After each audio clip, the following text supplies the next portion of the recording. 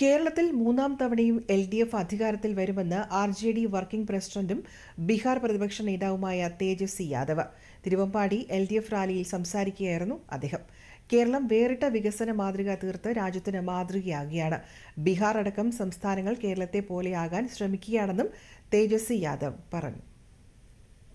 I've been campaigning in Kerala for last 3 days and I can see that wherever I have been there, people are praising about the LDF government, what they have done in last 10 years.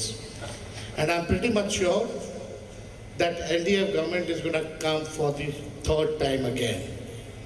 And people are so smart, so educated over here. I came from a state, Bihar. I don't feel like that I have come away from my home. It feels like you're with your family in your home.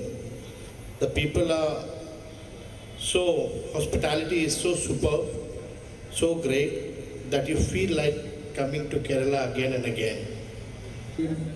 നമ്മുടെ നാട്ടുകാരനുമായിട്ടുള്ള